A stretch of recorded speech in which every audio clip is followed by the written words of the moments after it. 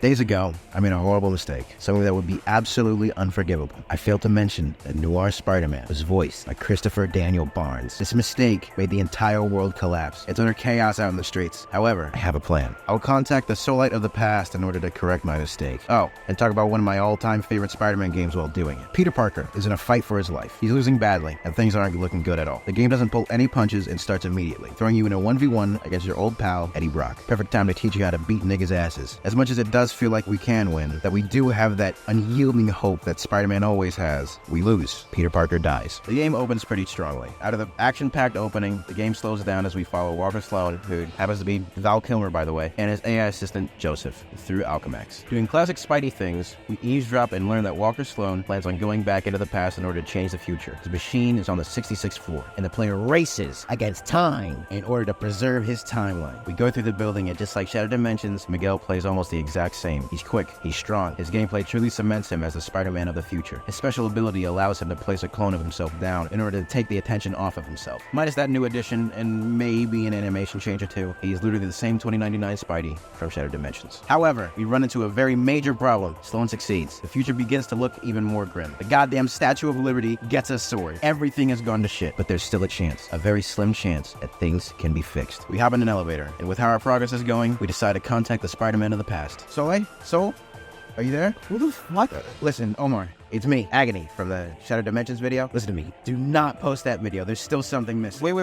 Okay, so you quite literally pop into my head and then start talking crazy about something missing. You don't even use your real name? Wait a second. This is the Edge of Time video, isn't it? No. You're a horrible liar. You're a dumbass for not spotting that I made a world-ending mistake. I'm the dumbass for not calling you out on the mistake that you made? Yes.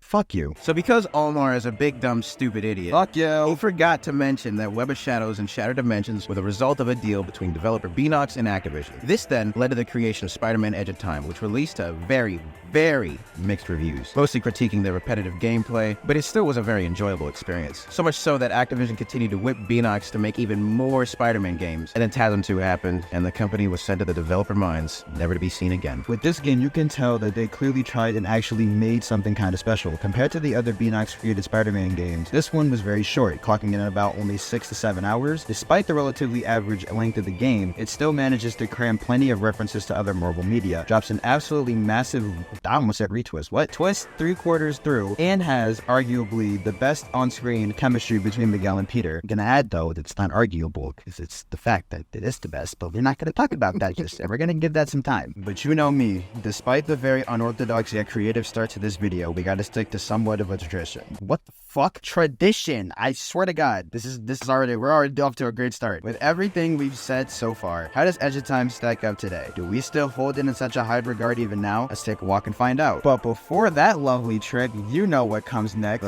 This video is sponsored by both of us taking your mom and sister out on a double date and showing them such a good time that they forgot that your father even existed. So if you're cool with that, let's go.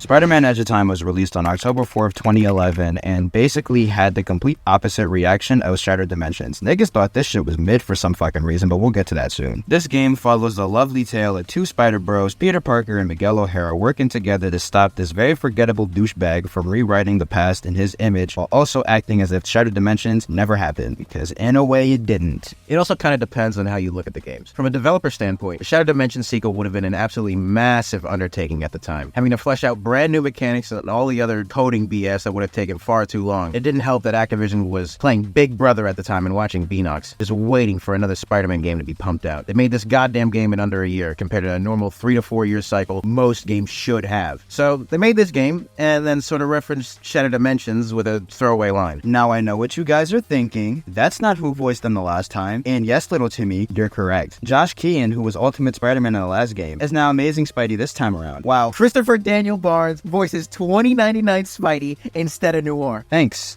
Jacob? Yes, what he said. Are you satisfied now? Do you feel like you redeemed yourself? I mean, I still hate myself. Any fucking way. It's kind of funny to me, actually. 2 of the Spider-Men from Shattered Dimensions aren't in this game, so to make up for that, they had their voice actors voice the ones that are. And they give... What? They give genuinely excellent performances here. Josh's Peter and Christopher's Miguel are literally the perfect voices for them, and this is coming from someone whose favorite Spidey voice is Yuri Lowenthal, but we'll talk about him another time. Hopefully not a month from now, though. As I said before, this game follows you playing as both Amazing Spider-Man and Spider-Man 2099. Their gameplay is almost identical to what it was in the previous game, but there are very small, and by small I mean damn near minuscule changes. Like very small. Very small. Amazing Spidey now has the hypersense, which allows him to slow down time and do this goofy-ass little running animation to dodge attacks. That's slander. He also has the time paradox, which allows him to freeze all enemies in the immediate vicinity. Fun fact, both Spider-Men can do this, so that's cool. Yeah, that's basically it. Like I said, the gameplay is pretty much identical to the last one, but you can... What? That's not what that says. But can you really blame them? These niggas were given literally a fucking year, probably even less than that, to pump out a full game. The fuck were they supposed to do? The story of this game is the best part of it. Written by Peter David, guy who literally wrote the original 2099 comic run. The 2 Spider-Men race to their respective 66 floors. However, Peter runs into Anti-Venom, who technically isn't a bad guy around this time. And in canon, our old pal, Walker Sloan, managed to mind control Eddie and made the old boy blow shit up. Of course, Pete does the usual, OMG, Brock, you're not like this. You can fight it. Spiel that it doesn't work. As we run after Anti-Venom, we're introduced to a reoccurring mechanic, quantum causality. What the fuck? His life was full into recording that line just now. Quantum causality is when something from the future is changed because fuck. Okay. Restart. No, I'm done. No. What the fuck? Quantum causality is when something from the future is changed because of the past, and in some instances, vice versa. One thing I'll give the developers is that they really hammered home the whole, edge of time theme throughout the story. Constantly throughout the game, we are presented with a wide open area, only for it to change because of what we did in either the past or the future. It presents everything as a very unpredictable, time is just being meddled with because of thing 1 and thing 2 over here. There are multiple times where Pete or Miguel will do some crazy shit in order to save each other. As Pete, you save Miguel from a giant robot in the future by destroying the unfinished version in the past. A couple of close calls later, Peter reaches the 66th floor before Miguel. He comes face to face with Anti-Venom, Walker Sloan, and Dr. Octopus. Strange as fuck. We try to run the ones with Anti-V, and let's just say, this nigga Peter gets his ass whooped. Holy shit. Brock is putting the paws on this dude, and it's low-key embarrassing. Look at what this nigga's doing to him, bro. If a nigga was beating my ass like this, I'd either have to shoot him or myself. One of us has to die. Low-key think it's me. After a great big old can of whoop ass, Peter sadly succumbs to his wounds. Just as we think everything is over, he's pulled through the time machine and saved by Miguel. With the Spider-Man of the past in his arms, he carries him to a weird future healing pod thing and then immediately spins the block by jumping through the portal to face off against Anti-Venom. You thought the fight between Brock and Peter was one-sided? Look at this. You quite literally gained the ability to smack this nigga back and forth around the arena, just absolutely destroying him. This is so goddamn cathartic, man. Actually having the upper hand against this mindless, almost a fucking beast, mindless hulking beast. There you go. Shut up. You're over there trying to laugh. As you fight Eddie, you remove the devices. What the fuck? You remove the devices that had him put under... What?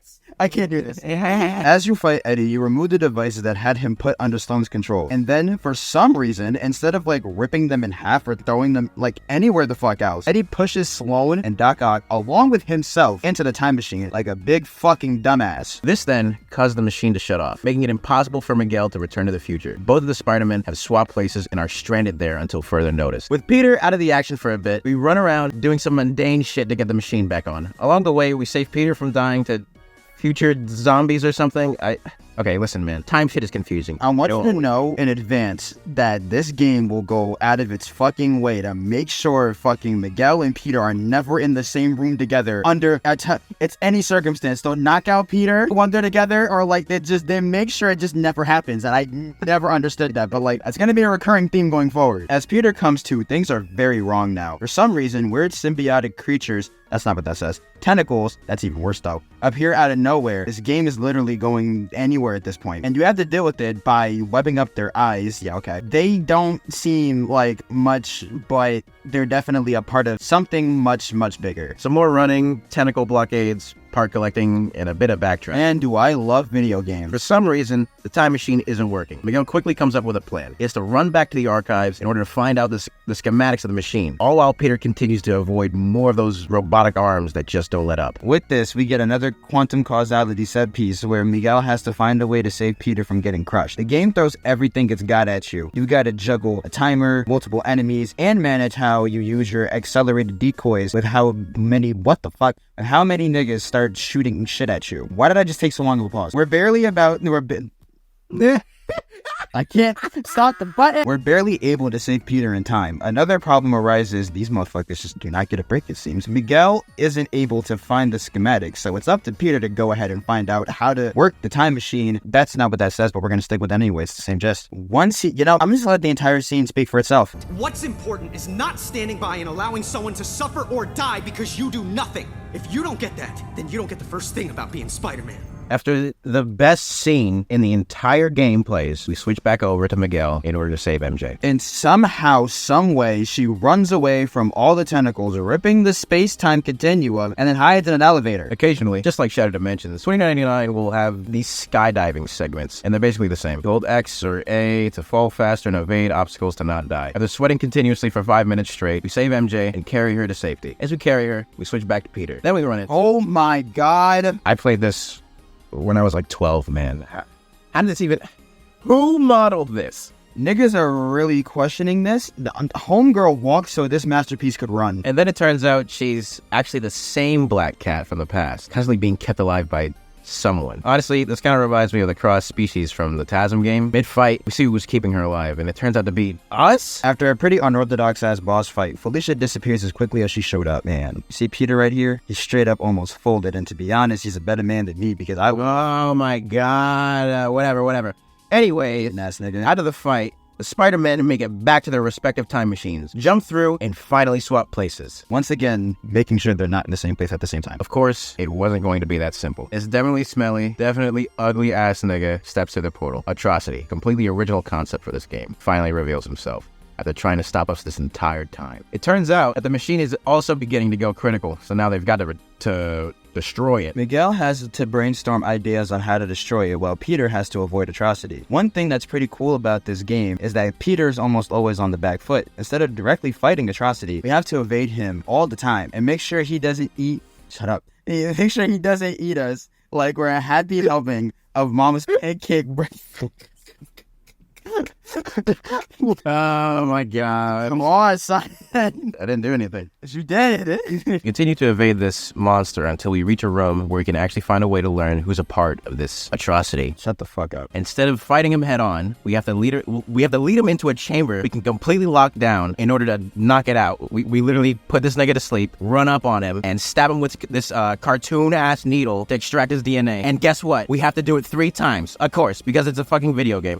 Something science bullshit about pushing the final bosses through the machine in order to reverse the time storm. So as usual, we run back to the machine and face off against Atrocity. Once that fat ass nigga is dealt with, we fight the CEO. Both fights are fairly challenging, but both of them are just big pushovers if anything. I will say, the environment looks absolutely stunning, especially for a 2011 game. This whirlwind of blue begins to close in on you, destroying everything around you except the boss and the machine. Once the boss, and that's not what that says, once you beat the CEO, the game actually just ends. Spider-Man Edge of Time has its issues. Its pacing and its combat can be very wonky at times, but the overall concept of the story and the dynamic between the 2 Spider-Men absolutely carries the game. Besides Spider-Man 3 on the GBA, as I mentioned all the way back in my History with Nintendo video, please don't watch it, and Spider-Man Friend or Foe, please don't play it. Edge of Time was the first real Spider-Man game that I actually owned and played, and I loved every second of it when I was younger. And even going back to it for this video, I genuinely enjoyed my time with it. Get it?